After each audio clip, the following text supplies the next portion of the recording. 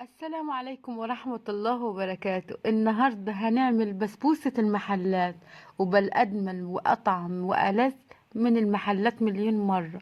لأني لو قلت زي بتاعة المحلات يبقى كده هظلمها. البسبوسة المظبوطة والطريقة الصح للبسبوسة وطريقة الشربات وتكات الأول مرة تعرفيها علشان تطلع معاك البسبوسة ناجحة بالطريقة دي، سوا مظبوط من تحت ومن فوق، والشربات مظبوط. لا هي مفرولة وناشفة، هي مرملة حدا كده مرملة. الشربات فيها مظبوط، سواها مظبوط. ويلا بينا نسمي الله ونصلي على الرسول صلى الله عليه وسلم، ونشوف طريقة عمل البسبوسة بالطريقة الصحيحة وتكات. تكملي معايا الفيديو وهتجربي الطريقة وهتدعيلي إن شاء الله. يلا بينا نشوف طريقة البسبوسة وطريقة الشربات الصح للبسبوسة. أول حاجة هنعمل السيرب أو الشربات. معايا كوبايتين من السكر، أنضيف ليهم كوبايتين بنفس الكوباية من المية، معلقتين عسل كلوكوز، ومش هنقلبهم ولا أي حاجة. هنرفعهم على النار لمدة 7 دقايق. بعد الغليان كده هنضيف عصرة ليمونة، وبعد ما هندليهم من على النار هنضيف 4 جرام من الفانيليا. دي الطريقة المظبوطة، لا هو يبقى معايا شربات خفيف ولا تقيل، يكون في المتوسط. معايا نص كيلو من دقيق السميد او دقيق السمولينا، وهنضيف ليه كوباية الا ربع من السكر وكوباية الا ربع من السمنة. في المرحلة دي بس براحتك، هنقلب كويس اوي لحد ما السمنة كده والسكر يتداخلوا مع بعض.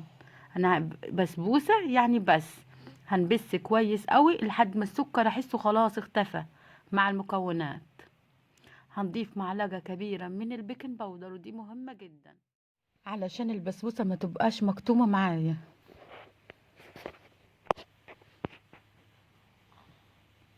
هنقلب كويس قوي، مش هنقلب كتير، بس بحيث ان الحليب او اللبن اللي انا ضفته يتداخل في كل الخليط علشان يبقى السوا برضو مظبوط. هنقلب كويس قوي لحد ما كل المكونات.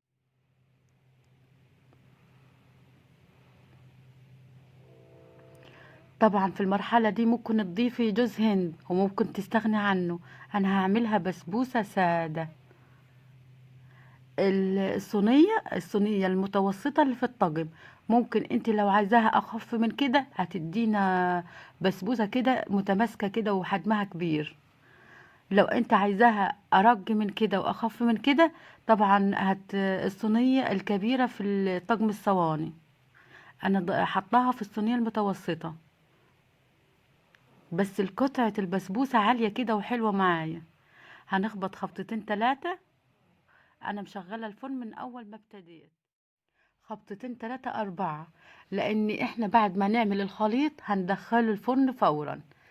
بعد ما خدت السوى المظبوط معايا وهو الشربات سخن، حتى لو برد معايا هنسخنه، والبسبوسة طالعة من الفرن 5 دقايق هتكون شربت كل الشربات اللي انا ضفته.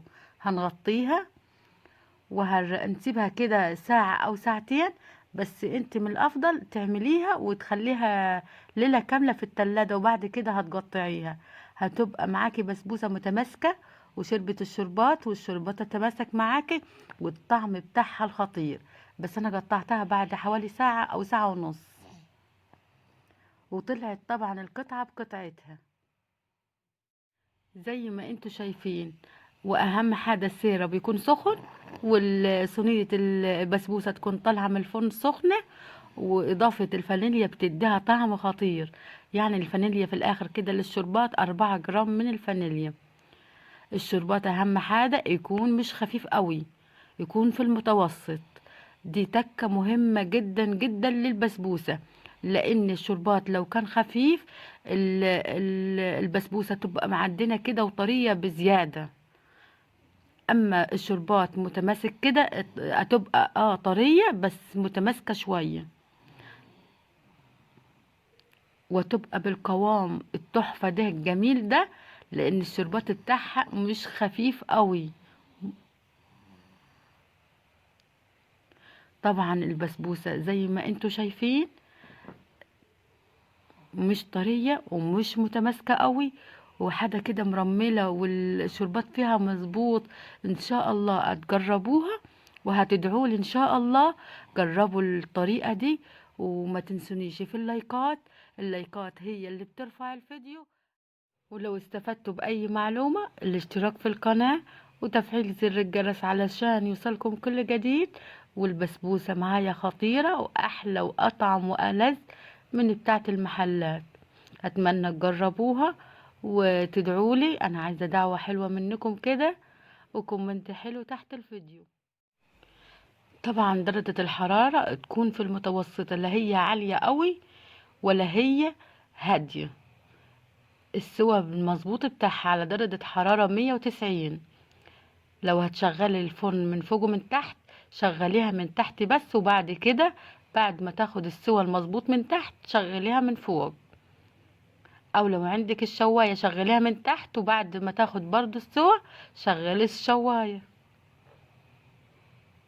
اهم حاجة البسبوسة تكون خارجة من الفرن سخنة على طول. هنضيف ليها الشربات المغلي، هنغطيها لو عايزين الوش بتاعها طري، وهنسيبها لمدة ليلة كاملة في التلاجة، او ساعتين تلاتة كده في التلاجة.